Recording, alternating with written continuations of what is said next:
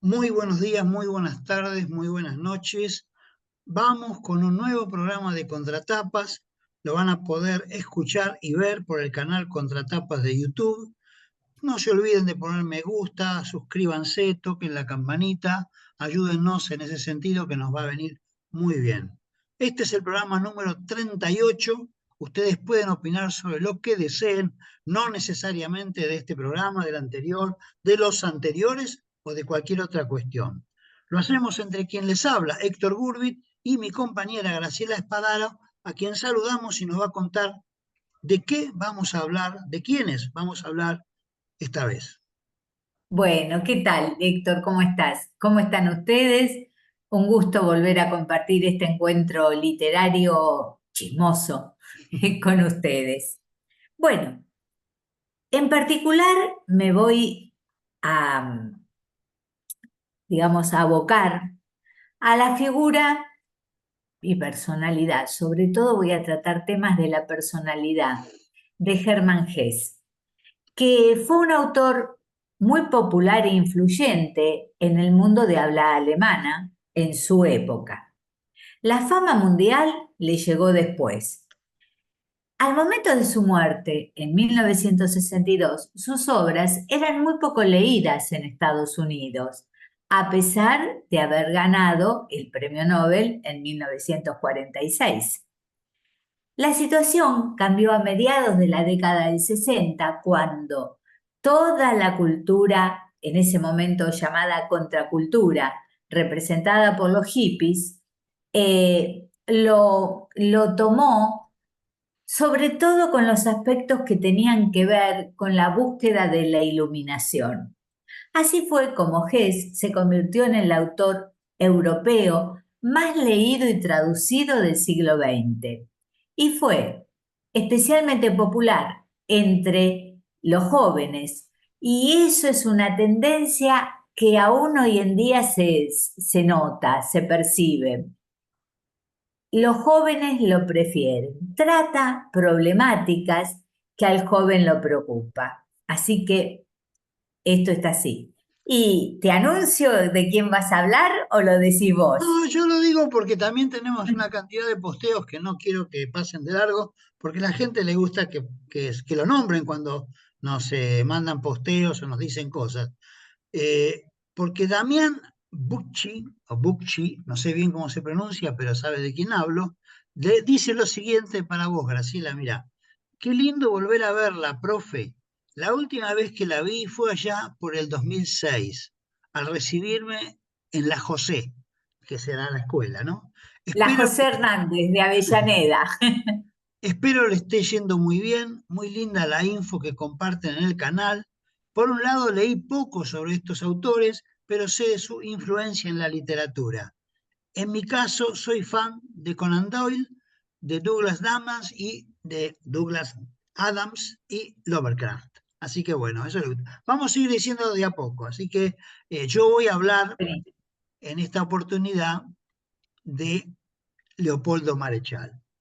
Leopoldo Disculpa, me voy a decir una cosa. Pensar que yo a este joven, que hoy será un hombre ya hecho y derecho, no sé si habrá formado familia, si tendrá hijos, ya puede comunicarse y contarme.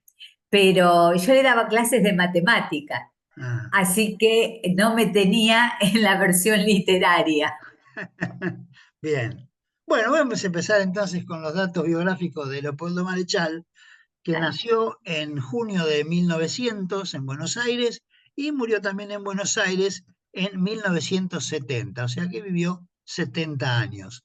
Fue poeta, dramaturgo, novelista y ensayista argentino y el autor de un libro emblemático llamado Adán Buenos Aires, una de las novelas más importantes de la literatura argentina del siglo XX.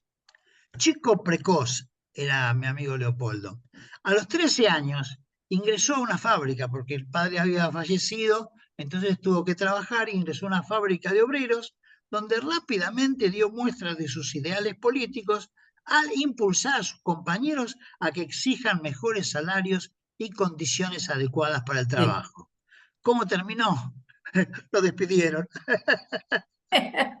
Bueno, se recibió de maestro en la Escuela Normal Mariano Acosta, que preparaba alumnos, maestros, él era maestro, y en el mismo colegio donde se egresó Julio Cortázar. En la década de 1920 formó parte de la generación que se nucleó alrededor de la revista Martín Fierro, que es una revista emblemática también de mucha importancia, perteneciente a escritores, los cuales también fueron reconocidos como formar parte de un grupo que se llamaba de Florida. Había otro que se llamaba de Boedo. La gente dice que estaban en contraposición, eso no es cierto. Ellos hablaban entre ellos, eran todos intelectuales, lo que pasa es que unos vivían por un lado y otros vivían por otro. Bueno, falleció apenas un mes antes de la publicación de su novela final, que se llama Megafón o La Guerra, que se convirtió en una novela profética de lo que sobrevino en la Argentina en los años 70. Bueno, Bueno, por su parte, Hermann Karl Hess, que así es su nombre completo, era hijo de Johannes Hess y Mary Gundert. Tuvo 5 hermanos, pero 2 fallecieron a temprana edad. Él nació en Alemania, en Kahl, en 1877. Y como vamos a ver, también fue víctima, porque toda la gente que vivió en esa época fue víctima de las 2 guerras, de las 2 grandes guerras, ¿no? Porque guerras hubo y habrá muchas, ¿no? La madre y el padre eran practicantes y creían en el Dios cristiano, profundamente devotos. Esta situación influyó mucho en la formación de la personalidad del autor. Fíjense, él ya tenía problemas de conducta y a los 7 años la madre escribió en el diario que ella llevaba y dice: Hermann, cuya educación tantas angustias y esfuerzo nos causó, va ahora decididamente mejor. Durante un semestre estuvo todo el tiempo en casa de los niños. Casa de los niños, léase como un orfanato, ¿sí? Y solo pasaba los domingos con nosotros. Se portó bien, pero volvió a casa pálido, delgado y cabizbajo. Y con esa descripción que nos hace de cómo encontraba al hijo, agrega: el efecto fue decididamente bueno y curativo. Ahora es mucho más fácil de tratar, gracias a Dios. Y imagínense semejante familia. Empiecen a imaginarse. En 1890, el padre lo matriculó en la escuela latina Göppingen para que el niño empezara con la carrera de teología, siguiendo la tradición familiar. Al respecto, Hess escribió, y estas son palabras de Hess: la situación era así. Desde los 13 años tuve clara una cosa: o sería poeta o no sería absolutamente nada. Pero a esta evidencia se fue sumando gradualmente otra circunstancia. Era posible llegar a ser profesor, pastor, médico, artesano, comerciante, cartero, también músico, pintor o arquitecto. Todas las profesiones del mundo tenían su vía de acceso, sus condiciones, una escuela, unas clases de iniciación para el principiante. Solo el poeta no contaba con nada de eso. Estaba permitido e incluso se consideraba un honor que alguien fuese poeta. Es decir, que tuviera éxito y fuera conocido como poeta, lo cual, por desgracia, generalmente sucedía cuando la persona ya estaba muerta. Pero convertirse en poeta era una cosa imposible. Quererlo ser, una ridiculez y una infamia, según pronto experimenté. ¡Qué lucidez a los 13 años! ¡Qué lucidez! no me estaba acordando porque si alguien te pregunta, ¿de qué haces vos? No, yo soy poeta. No, no, ¿de qué trabajaste? Pregunta. Él, fíjate que con 13 años ya se proyectaba claramente lo que iba a ser pretender ser poeta. Sí, son personajes justamente, bueno, lo que hizo a los 13 años Leopoldo Marechal es rarísimo, ¿no? Bueno, aquí voy a comentar a un posteo de María Fernández, dice, lindo programa, vi la película Asesinato en el Expreso Oriente, muy buena, todavía estoy leyendo a Simone de Beauvoir, y Silvia García nos envía el siguiente mensaje. Me enteré de muchas cosas interesantes de los dos escritores, sobre todo de Ray Bradbury, al menos conocido para mí de los dos. Los podcasts me parecen charlas amenas que despiertan el interés de retomar a los viejos y talentosos escritores, un poco olvidados, en el fragor de la publicación de tantas novelas nuevas de jóvenes autores que incorporan originales recursos a sus textos. Veremos cuántos de ellos permanecerán a través del tiempo en los estantes de las librerías como Bradbury o Christie, que supieron conjugar tan magistralmente calidad y cantidad. Y seguimos entonces ahora con Leopoldo Marechal, los primeros escritos. En la primera etapa de la carrera literaria prevaleció la poesía. Publicó Los Aguiluchos en 1922 y Días como Flechas en 1926. Fue primer premio municipal de poesía de Buenos Aires en 1930 y primer premio nacional de poesía en 1940. Ambos por su lírica, que ya sumaba para ese entonces textos fundamentales desde lo que se llamó el vanguardismo. Días como Flechas, Odas para el hombre y la mujer, 5 poemas australes, sonetos a Sofía y otros más que no nombro por ahora. Voy a dar una estrofa de la forma en que escribía él poesía para mostrar cómo es muy preciso en lo que escribe y con rima, ¿no? El tiempo aquel era todavía, la rima era fundamental. Se llama La Antigua Canción. Este poema es para ponerle música. Dice, yo cantar a tus ojos en estrofa sutil, porque el arte me ha dado su lira de marfil. Pero al mirar tus ojos de un azul tan profundo, solo sé la canción más antigua del mundo. Ay, qué bonito. Y sigue, Muy, muy sigue, lindo. bien, sigamos. Bueno, debido a los problemas que lo atormentaban, como estaba diciendo, en el marco de esta familia, y máxime siendo una persona sensible, era inevitable tener problemas. Y sufrió una crisis depresiva en la que insinuó por primera vez ideas suicidas. Cito una frase que escribió en esa época: quisiera partir como el sol en el ocaso. Lo dice en una carta escrita en marzo de 1892. En mayo de ese mismo año intentó suicidarse y como consecuencia fue ingresado a un manicomio y luego fue internado en Basilea en una institución para niños. Como verán, ya tenía todos los números puestos.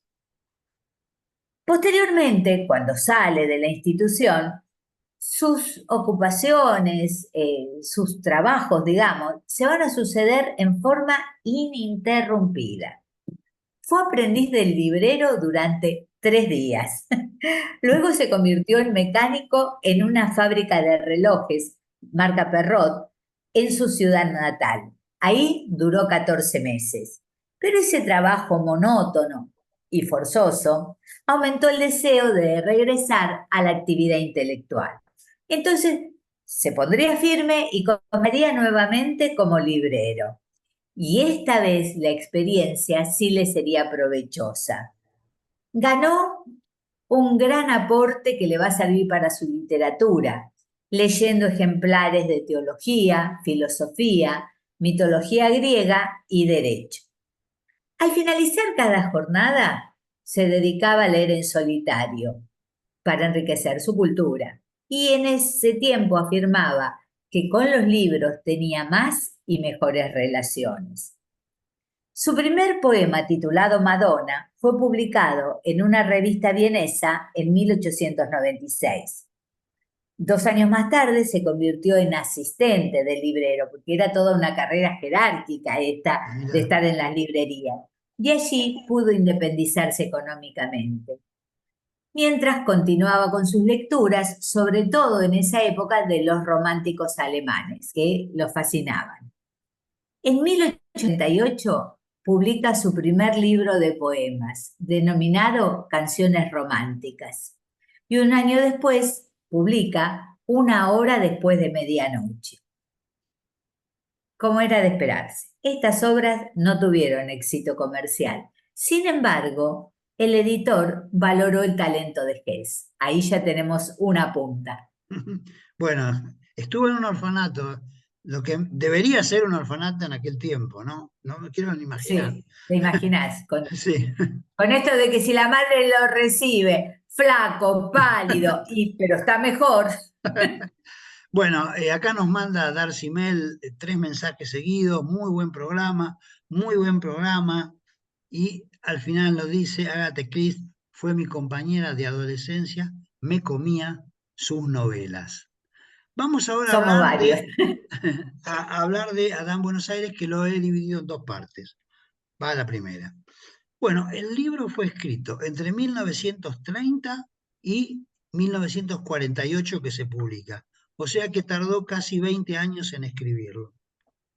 El nombre de Adán Buenos Aires surge de su infancia, donde solía vacacionar en una ciudad llamada Maipú, que la conocen porque los que van para Mar del Plata conocen Maipú, por lo menos de nombre, en donde sus amigos del lugar solían apodarlo Buenos Aires por ser el único niño porteño entre ellos. Dice el mismo Marechal de su libro Adán Buenos Aires: al escribir mi Adán Buenos Aires, no entendí salirme de la poesía. Desde muy temprano y basándome en la poética de Aristóteles, me pareció que todos los géneros literarios eran y deben ser géneros de la poesía, tanto en lo épico, tanto en lo dramático, como en lo lírico. Los grandes intelectuales antiperonistas, cuando se publica en 1948, comenzaron a denigrarlo, lo despreciaron, porque había adherido al peronismo, ¿no? Los círculos literarios estaban viendo al peronista en lugar de ver al escritor. Tras el golpe de 1955, fue censurado, obligado al ostracismo, a la soledad y al olvido por parte no solo del régimen militar, sino también de todos sus colegas, de muchos de sus colegas, ¿no? Permaneció proscripto y militó activamente en la resistencia peronista. En 1956, Marechal redacta, junto con el general Valle, la proclama para el levantamiento que iban a hacer, que luego Valle fue fusilado. La proclama la redacta Leopoldo Marechal. Sus libros estaban prohibidos, estaban en las listas negras, etcétera, etcétera. Pero ¿quién lo rescata? Lo rescata Julio Cortázar. Cortázar, se dice, hay un audio que lo pueden buscar en YouTube. Es difícil porque como hay tantos audios de Cortázar, por ahí no se encuentra, ¿no? Calificó la aparición de la novela como un acontecimiento extraordinario en las letras argentinas. Y fue el libro bisagra del boom latinoamericano de los años 50 y 60. Y Rayuela, de algún modo, es el producto del libro de Marechal. Ahí está. Nosotros vamos a ver en el transcurso del programa un paralelismo entre la vida de Marechal y la de Hess, y van a observarlo. A ver, a ver. Hess en el año 1900 no fue aceptado en el servicio militar debido a limitaciones en la vista, que se volverían crónicas, como así también sus problemas de neuralgia y migraña. En 1904 publica su primera novela llamada Peter Kamensin, la que se convierte en el punto de partida para que Hess empiece a vivir económicamente de lo que le producen sus escritos. Ese mismo año, ante la buena onda económica, se casa con María Bernoulli y así inicia su propia familia. Tuvieron 3 hijos: Bruno, que nació en 1905, Heiner en 1909 y Martin en 1911. Su segunda novela, llamada Bajo las Ruedas, que es una descripción del sistema educativo de la época. Cuando yo la leí me impresionó muchísimo desde ese aspecto. Es de 1906. Sigue con la escritura de relatos y poemas y en 1910 publica Gertrude. Terminó de escribirla, pero él la consideró fallida porque tuvo una crisis de creatividad. En 1911 atraviesa problemas en su hogar y viaja a Ceilán e Indonesia, buscando una inspiración espiritual y religiosa que en ese momento no logró, pero escribe Cuadernos hindúes en 1913. En 1914 publica Rochler al mudarse con su familia a Berna, donde en esta novela él hace la descripción de la relación de pareja, que a pesar de la mudanza no lograron resolver sus problemas. Pero empiezan problemas más graves, que fue el estallido de la Primera Guerra Mundial. ¿Qué hace él? Él se presenta como voluntario ante la embajada alemana, pero en la embajada, considerando sus condiciones, lo envían a Berna a ocuparse de los prisioneros de guerra de la embajada. Él organiza lo que se va a llamar la librería de los prisioneros de guerra. Trata de mantenerlos en contacto con la lectura, como para tener una finalidad distinta a lo largo de sus días. Pero en ese momento publica un artículo en el que él aclamaba a todos los alemanes a no caer en cuestiones nacionalistas, que ya se venían perfilando. A raíz de este mensaje, se vio envuelto en un violento enfrentamiento. Fue considerado traidor a Alemania y la prensa comenzó a atacarlo. Fue un momento crucial de su vida. Recibió innumerables amenazas anónimas y se encontró solo. Los intelectuales, la sociedad de la época lo abandonó, sus lectores lo abandonaron. Sin embargo, él no va a abandonar su postura. Y ahora van a ver lo que escribió sobre la guerra, a continuación de lo que dice Héctor. Bueno, yo voy a seguir, bueno, este tema de que cuando los mismos intelectuales, los mismos escritores denigran a otro escritor solamente por cuestiones que no tienen que ver con la literatura, la cosa se pone complicada, ¿no? Le pasó a Germán Gess y también le pasó a Leopoldo Marechal. El Pero, paralelismo. claro, claro. Bueno, justamente recién en los años 60, una vez que apareció Frondizi y hubo cierta libertad, Marechal empieza a ser reconocido. Y Adán Buenos Aires es la inauguración entonces de la novela moderna, una novela épica. Yo les aclaro que leer Adán Buenos Aires no es fácil, pero es una cosa compleja e interesante. El relato se divide en 7 partes o libros. Los 5 primeros están narrados en tercera persona y describen las peripecias de Adán Buenos Aires en el lapso comprendido entre un jueves santo y un domingo de resurrección, transcurrido desde el 27 hasta el 29 de abril de un año indeterminado, sobre la década de 1920. El argumento gira en torno al proceso interior del personaje, cuando, bueno, yo quería agregar que Leopoldo Marechal era muy creyente, ¿no?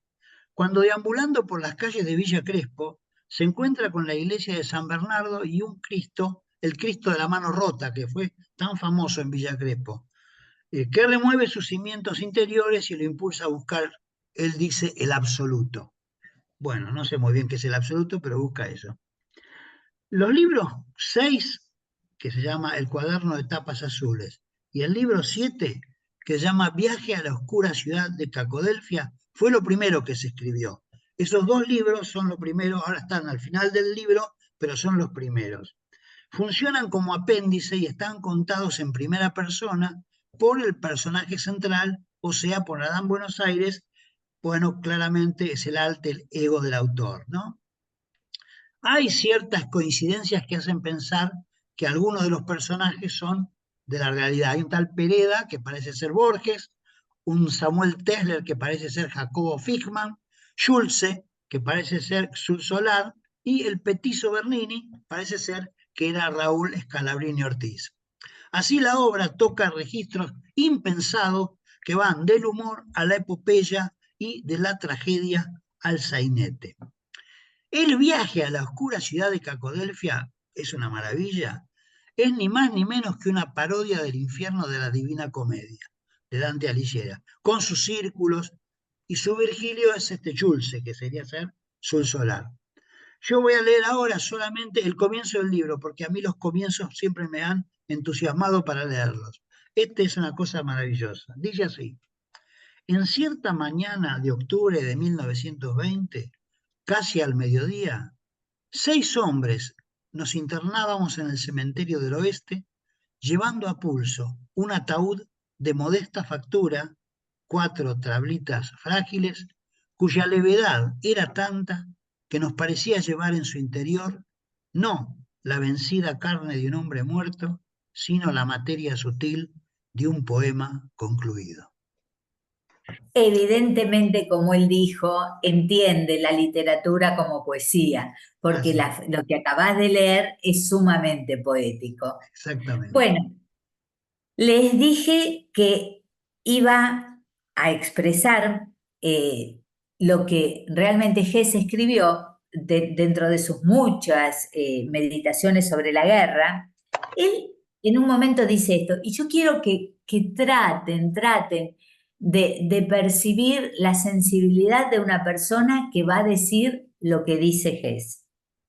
Jamás he olvidado una pequeña experiencia del primer año de guerra.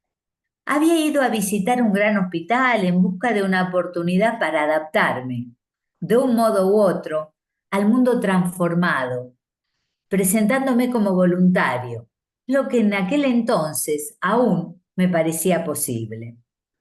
En ese hospital de campaña conocí a una vieja señorita que antes había vivido con holgura de sus rentas y que ahora trabajaba allí como enfermera. Me contó con conmovedora convicción cuán feliz y orgullosa se sentía de haber podido vivir esa época gloriosa. Me pareció comprensible, pues esa señorita había necesitado la guerra para pasar de su inerte y absolutamente egoísta vida de solterona a una existencia activa y útil. Pero mientras me comunicaba su satisfacción en un pasillo lleno de soldados heridos y mutilados, entre salas atestadas de amputados y moribundos, se me retorcía el corazón. Por mucho que comprendía el entusiasmo de esa solterona, no podía compartirlo, no podía aprobarlo. Incluso 10 heridos por cada enfermera entusiasta como esa era un precio demasiado caro a pagar por la satisfacción de esas señoras. Increíble, Increíble, sí. increíble. Alrededor de 1916, 3 sucesos lo van a marcar para siempre. El fallecimiento de su padre, la grave enfermedad de su hijo menor, Martin, y, súmenle esta, los desórdenes psicológicos de su esposa, o sea, completa. Pero estos 3 hechos hay que sumarle la Primera Guerra. ¿Qué pasó? Hess detonó. Y menos mal que recibió tratamiento psicoanalítico por parte del doctor Joseph Lang desde 1916 a 1917. En la obra de Hess se va a notar que es una persona psicoanalizada a partir de ese momento. Y después voy a leer un párrafo y se van a dar cuenta por qué lo digo. Por esto de que el psicoanalizado generalmente, bien psicoanalizado, se hace responsable de sí mismo. Conoce a Jung y desde ese momento muestra interés en el psicoanálisis. Bueno, seguí nomás. Bueno, yo muy brevemente voy a comentar Megafón o la guerra, que es una parodia de la resistencia peronista. Es un libro realmente extraordinario.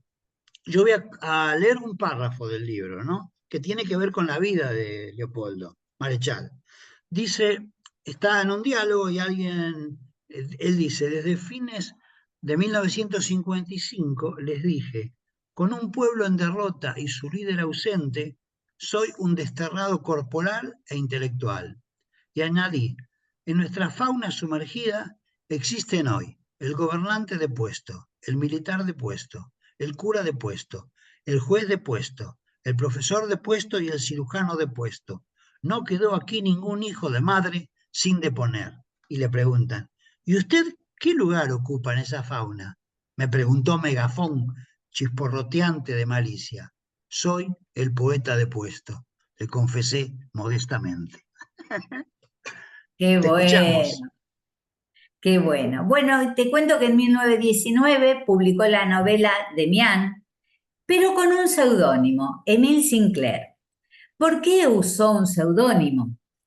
Porque él consideró que a partir de ese año, después de la experiencia vivida, después de haber, como dice él, llegado a cruzar el umbral de la iniciación de la vida, él nació de nuevo. Fíjate que después de haber sido psicoanalizado, él siente su nuevo nacimiento. Pero ¿qué pasó? La novela ganó el premio Fontane y por eso el nombre del autor debió ser revelado. Bueno, finalmente, después de muchos conflictos, se separa de su esposa y se va a vivir en Suiza, a un lugar que se llama Montagnola, y alquiló algo así como un castillo que se llamó Casa Camusi, donde desarrolla otra faceta, la de pintor. Parece que muy buen pintor. Ah, mira. Allí, allí, en ese ambiente, va a escribir su novela Siddhartha, donde realmente narra su amor por la cultura y sabiduría hindú. 2 años después se casa con Ruth Wenger y, gracias a ese matrimonio, logró obtener la nacionalidad suiza. Dicen que ese matrimonio no fue consumado, o sea, su finalidad era otra. Y después de escribir 2 obras menores, El balneario y Viaje a Nuremberg, escribe su novela más importante, El lobo estepario, que realmente está poblada de referencias autobiográficas. Claro. El éxito que obtiene con esta novela vuelve a dar un giro en su vida y se casa con Ninon Dolbin, que, bueno, la tercera fue la vencida. Lo acompañará el resto de su vida. Y se mudan a una casa más grande, conocida como Casa Hess o también Casa Rosada. En 1931, Hermann ve con mucha preocupación la situación de Alemania, que está ya en vías de ser tomada por el poder de los nazis. Siguió escribiendo en apoyo a los judíos perseguidos por los nazis, pero ¿qué pasó?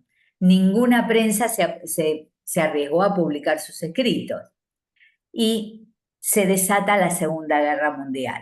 Entonces, en ese momento, empieza a trabajar en su novela El juego de los abalorios, que fue impresa en Suiza en 1943 y es la obra por la que le dan el premio Nobel. Las crisis psicológicas y emocionales lo acompañaron durante toda su vida, pero la terapia psicoanalítica y escribir se convertirían en su modo de sanación. Y si después me queda un poquito de tiempo, voy a leerle algo que escribió en su diario. Bueno, dale, yo voy a tratar de ser sintético con el tema, con una de las obras teatrales que hace Leopoldo Marechal que se llama Antígona Vélez. Antígona Vélez es una versión, una reescritura de la Antígona. No sé si recuerdan, pero en la Antígona está Creonte, el rey, y los dos hijos iban a dirigir el campo un año sí, un año no. Uno de ellos toma el campo y cuando el otro le toca, no, el otro no quiere, no quiere que tomar el campo, entonces hay una pelea entre los dos. Se pelean tanto Tocles como Polínices, se pelean entre ellos.